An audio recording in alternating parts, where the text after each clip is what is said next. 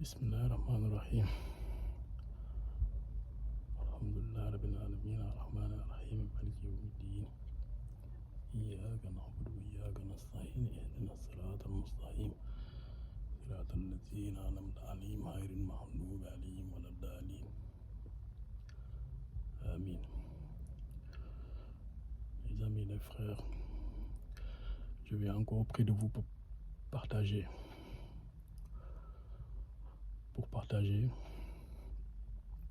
avec vous ce qui se passe actuellement dans ce monde. Là, j'ai décidé de parler de le vivre ensemble, aussi la confrontation entre des cultures, des manières de voir le monde, la vie différente. Chacun, dans sa position, croit qu'il a raison. Les autres, quand ils vivent, outre que la manière dont nous vivons, vous ne croyez pas qu'ils font ça juste comme ça parce qu'ils sont méchants ou non. C'est qu'eux, ils sont persuadés que leur manière d'être est la vérité et, comme ils disent, est le droit chemin. C'est pour ça, dans le Coran, Dieu a dit,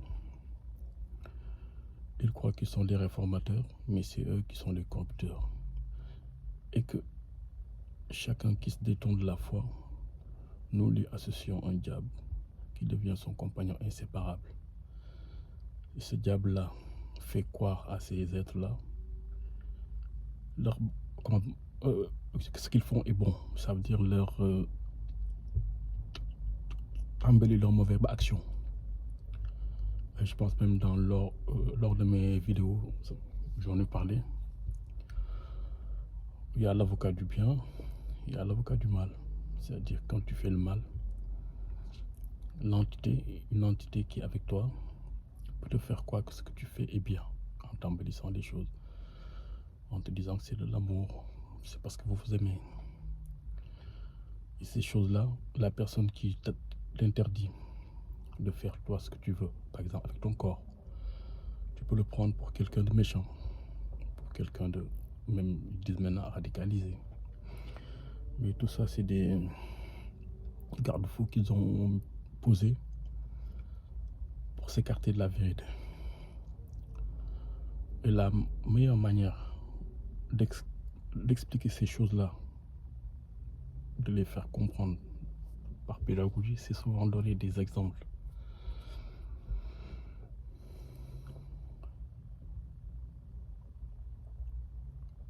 Par rapport aux filles qui se découvrent quand qui ne s'habillent pas comme certaines le font et qui les criminalisent même de par leur habillement.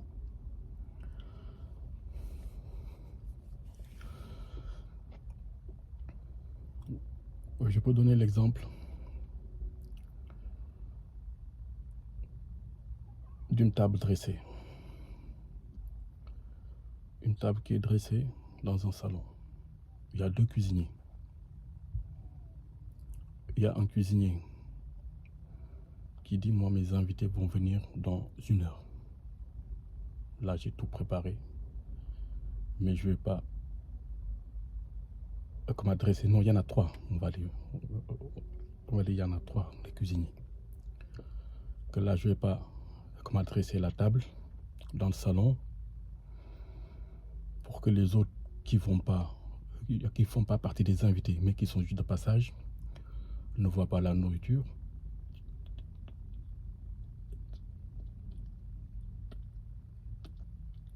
Et que ça leur donne envie de manger. Donc ils préparent tout, mais ils laissent dans la cuisine. Il y a un autre cuisinier, lui qui dit, donc moi je vais gagner du temps, je vais préparer tout. Et aussi, je vais dresser ma table dans le salon, enfin dans la salle de réception. Mais je vais couvrir la nourriture pour que ceux qui passent et voient la nourriture, que ça ne leur donne pas envie de manger et qu'ils ne mangeront pas, ça veut dire que ça leur donne l'eau à la bouche et qu'ils ne mangeront pas parce que c'est pas pour eux. Et celui qui, le dernier, qui va tout préparer, qui va prendre toute cette bonne nourriture, tout qu'il étale sur la table, pour tout passant qui passe le voir et a envie de manger, mais ne mange pas. Donc, d'après vous, qui de ces trois-là est meilleur et est plus sage? Chacun sa manière de juger. Il y en a qui te diront, ils n'ont qu'à se contrôler. Oui, mais c'est vrai, ils n'ont qu'à se contrôler, c'est vrai. Mais tout comme aussi l'autre qui dit que moi je ne vais pas les tenter, en leur exposant une nourriture qu'ils ne vont pas manger, lui aussi. On ne peut pas reconnaître une certaine sagesse qui est en lui. Ça, c'est l'histoire ma manière de voir par rapport aux gens qui veulent se couvrir et d'autres qui veulent être à moitié nus dans la rue. Et je vais donner un autre exemple. Il y a 3 personnes. Il y en a un qui veut offrir, il y en a 3 qui veulent offrir un cadeau à la personne qu'ils aiment. Il y a le premier, lui, il travaille dur. Il a travaillé dur pour gagner son argent. Il va marcher, il va aller au marché pour dire je vais chercher un cadeau pour la personne que j'aime, mais qui va être un cadeau spécifique parce que c'est ça que j'ai décidé de lui acheter. Il part dans ce marché-là, il ne trouve pas le cadeau. Il part dans un autre marché, il ne trouve pas le cadeau. Jusqu'à qu'il trouve le cadeau, qu'il dit que voilà, ça c'est mon cadeau que j'ai décidé de donner à l'être que j'aime. Il achète le cadeau avec l'argent qu'il a durement gagné. Il l'amène, il paye pour l'emballage du cadeau. Il emballe bien le cadeau, donc c'est un cadeau neuf, tout neuf. Il l'emballe comme il faut, jusqu'au jour où il a décidé de l'offrir à l'être qu'il aime. Il lui offre un cadeau bien emballé. Et il y a une deuxième personne qui, pareil, gagne bien sa vie, travaille durement pour offrir un cadeau à la personne qu'il aime, part dans les marchés, chercher le cadeau qu'il aime, dépense du temps et de l'énergie parce qu'il lui faut ce cadeau-là. C'est ce cadeau-là qu'il a envie d'offrir. Il achète le cadeau, mais il ne l'emballe pas. C'est un cadeau qui n'est pas neuf, en plus qui n'est pas emballé. Il vient, il lui offre à son bien-aimé. Donc il est content, c'est un cadeau, c'est normal. Il y a le troisième, lui, qui ne travaille pas pour gagner sa vie, qui a son argent, qui peut l'avoir comme il veut, qui va au marché. Il y a le premier marché qui vient, il s'en fout du marché, il s'en fout du cadeau, il achète un cadeau. Il ne l'emballe pas, il s'en fout que ce soit neuf ou pas. Et il l'offre à son bien-aimé. De ces trois-là, de ces 3 cadeaux, il y a quel cadeau vous aimeriez qu'on vous offre? Je suis sûr que si vous êtes honnête avec vous, vous me direz le premier. Alors, pourquoi les femmes qui veulent rester vierges jusqu'à leur mariage, vous leur empêchez de faire ça? N'est-ce pas le meilleur cadeau qu'on peut offrir, qu'on peut offrir à son bien-aimé? N'est-ce pas ce cadeau doit être le meilleur, non? Et tout neuf, et bien emballé, n'est-ce pas? Et jamais utilisé par d'autres. Alors pourquoi on s'acharne à vouloir diaboliser certaines personnes parce qu'ils ont décidé de vivre comme ça?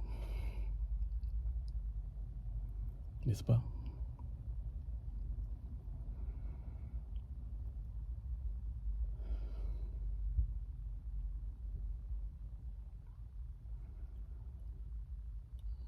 nos vies sont complexes.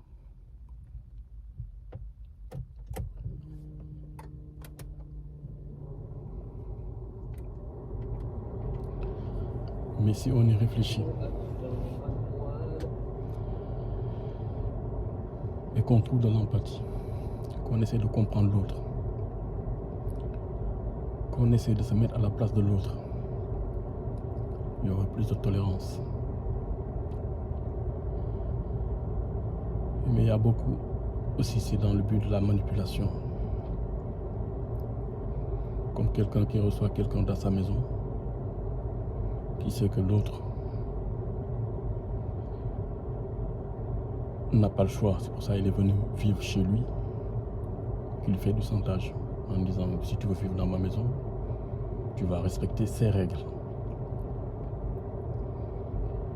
Donc c'est toujours là une manière de dire à l'autre qu'ici c'est chez moi. Donc c'est comme j'aimerais que tu te comportes, c'est comme ça que tu vas te comporter. Même si son comportement ne te met pas toi en mal. Parce que la personne qui peut te couvrir, je ne sais pas quel mal ça peut te faire qu'une personne peut se couvrir. Une personne qui veut rester pudique pour son propre corps, je ne sais pas quel mal ça peut te faire toi. Ça peut te faire que du bien. Aujourd'hui, quand je rentre dans les boutiques pour acheter la viande halal, je vois toutes les communautés. Les gens maintenant s'en foutent de la viande, s'en foutent, c'est pas ça le mot. C'est qu'ils savent bien qu'il n'y a pas de mal à acheter une viande où l'animal a été égorgé. Et que c'est juste une viande. Et que s'il y a une communauté qui a décidé de manger une viande égorgée, l'animal égorgé, c'est que c'est les prescriptions de son Seigneur, vu qu'il croit en ce que lui dit son Seigneur, qu'il doit le suivre, et qu'il lui a interdit de manger un animal qui n'a pas été égorgé et dont le nom de son Seigneur n'a pas été prononcé lors de la mise à mort. Donc cette personne-là a le droit de faire ça. Moi je pense qu'on cherche des problèmes là où il n'en faut pas. Et que tout ça c'est fait pour diviser les gens. Alors qu'on doit être unis. Chacun doit respecter l'autre, sa manière de vivre. Comme je l'ai dit hier dans l'autre vidéo. Le libre choix, Dieu l'a créé. Comme il a dit, comment s'il voulait, tout le monde serait des croyants. Mais il nous a créés croyants, il nous a créés mécréants. Et qu'on doit respecter les choix des autres. Si nous, on décide de ne pas se soumettre à un Dieu unique, il faut accepter que l'autre aussi a le droit de se soumettre à un Dieu unique. Et je pense que c'est ça la laïcité originelle. Mais ça a été détourné par d'autres gens qui veulent nous faire croire que la laïcité c'est sans religion. Vous savez, la laïcité c'est caché sans religion. Ça n'a jamais été ça. La laïcité veut dire chacun suit sa religion. Chacun suit sa religion et respecte la décision de l'autre, c'est-à-dire la religion de l'autre. Tu forces personne à suivre toi ta religion, ta manière de faire, ta manière de vivre. Et aussi, j'entends certains chroniqueurs à la télé, certains politiciens nous dire que leur pays, c'est un pays judéo-chrétien. Mais moi je leur dis, si votre pays était judéo-chrétien, vous n'aurez pas autant de problèmes avec l'islam. Parce que ce qui est marqué dans vos livres, la Torah et l'Évangile, c'est exactement, quasiment ce qui est marqué dans le Coran. Si vous viviez comme ce qui est marqué dans vos livres, vous n'aurez pas de problème. Parce que les Juifs, ils égorgeaient leurs animaux. Les Juifs, ils ne mangeaient pas le porc. Et votre prophète, Isa, le Christ, ne mangeait pas de porc. Et je ne vais pas rentrer dans d'autres détails, parce que je n'ai même pas envie de parler de ça. Mais avec une manière d'être qui est plus proche aujourd'hui de ce que font les musulmans. Donc ne nous sortez pas l'excuse de judéo-chrétien. En plus, judéo-chrétien, ça n'existe pas. Soit c'est juif ou c'est chrétien.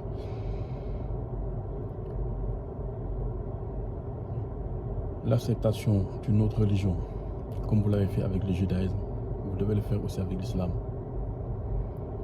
Parce que ces enfants sont vos enfants. Tout simplement. Pour la paix et le respect. Tout simplement. L'acharnement que vous avez quand on attaque un juif doit être le même acharnement que vous devez avoir quand on attaque un chrétien, quand on attaque un musulman ou quelqu'un d'autre. Il ne faut pas faire du favoritisme. C'est ce qui crée la frustration et la rébellion par rapport à un peuple. C'est vous-même qui mettez en danger ces gens-là, je pense. Donc, respectons chacun sa manière de vivre du moment qu'il ne fait pas du mal à l'autre. Du moment que sa liberté n'emprisonne pas l'autre. Sa liberté n'est pas un danger pour l'autre. Sa manière de vivre n'est pas quelque chose de dangereux pour l'autre. Donc c'est ça que je voulais partager en quelques minutes, il n'y a pas beaucoup. Mais ce sera une petite vidéo où je vous amène à réfléchir à ces choses-là. Et de respecter les choix des autres. Et de réfléchir sur le comportement de chacun pour voir réellement, si vous êtes sincère avec vous, c'est quel comportement est plus noble et qui ne l'est pas.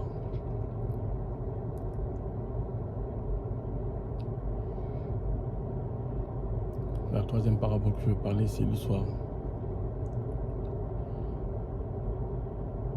d'un banquier. Un banquier homosexuel. Il a ouvert une banque. Un client vient, homosexuel. Il demande un prêt. Il commence à discuter. Le client lui dit, j'ai envie d'investir dans une ferme. Je vais acheter des animaux, ça pourrait être des moutons, des vaches, autre chose. Et je vais essayer d'investir là-dedans pour faire de l'argent. Donc tu dis bien, oui, continue, oui, c'est intéressant, en plus ça marche bien, la nourriture et tout ça. Le client lui dit, mais j'aimerais qu'une partie. Je vais diviser, je vais faire un enclos dans ma ferme, je vais diviser en deux. D'un côté, je vais mettre que des béliers ou des taureaux qui vont être avec d'autres taureaux pour s'accoupler. Et l'autre moitié, je vais mélanger des taureaux hétéros avec d'autres taureaux hétéros. Désolé, mais je peux en empêcher. Et là, vous voyez que le banquier, il va quand même s'il est comme l'autre, il va quand même hésiter à donner son argent. Parce qu'il sait que c'est un investissement dévoué à l'échec.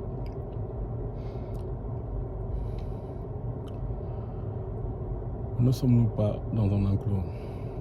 Ne sommes-nous pas nourris par d'autres créateurs, par d'autres êtres? Ne sommes-nous pas créés par d'autres? Ne nous ont-ils pas créés pour qu'on se multiplie? Et pensez-vous que ça leur fait plaisir qu'une partie de la population décide de mettre, comme j'ai dit, de créer parmi sa charge, c'est-à-dire ce qu'il a décidé de s'en occuper, pour qu'il se multiplie, pour qu'il les adore, et pour qu'il soit reconnaissant et qu'il fasse le bien sur terre, décide de mettre frein à cette multiplication. Donc je vous demande de réfléchir. Certains vont me dire, mais nous on n'est pas des animaux, on est des humains. Mais à part parler, quelle différence tu as par rapport à l'animal? À part pouvoir créer des outils, fabriquer des choses, quelle différence as-tu avec l'animal? Est-ce toi qui t'es donné cette intelligence? Est-ce toi qui as créé la parole? Quel pouvoir as-tu sur ces choses? N'est-ce pas c'est un don? N'est-ce pas que c'est pas toi qui as décidé que ces choses-là te soient accordées? Alors réfléchissons sur ces choses-là. À part la parole et la création, c'est-à-dire la fabrication, et aussi le fait de pouvoir décider, nous, de faire le bien ou le mal, il n'y a aucune différence entre nous et les animaux. On dort comme eux, on s'accouple comme eux, on mange comme eux. Maintenant même, il y en a qui découvrent qu'on rêve, qu'ils rêvent aussi comme eux. On protège nos petits comme ils le font. On fait des clans comme ils le font. Alors, réfléchissons à ces choses.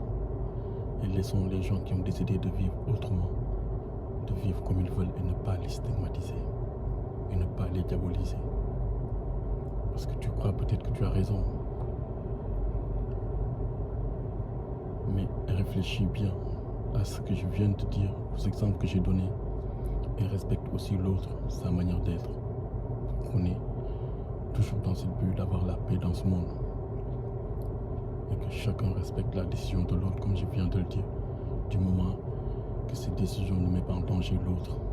Cette décision-là n'est pas quelque chose de dangereux pour l'autre. Donc voilà, si vous avez des commentaires ou des choses à dire par rapport à toutes ces choses-là, je suis le bienvenu. J'écoute, je partage. Ce que je fais là, je le fais juste parce que je pense qu'il faut partager ce qu'on sait avec d'autres, sa manière d'être, son état d'esprit. C'est important. Et s'il y a d'autres qui pensent comme moi, eh ben, ils sont les bienvenus sur ma chaîne. Il y en a d'autres qui pensent au contraire. Eh ben, qu'ils écrivent ce qu'ils pensent et on en discute. On doit discuter dans la paix et se respecter.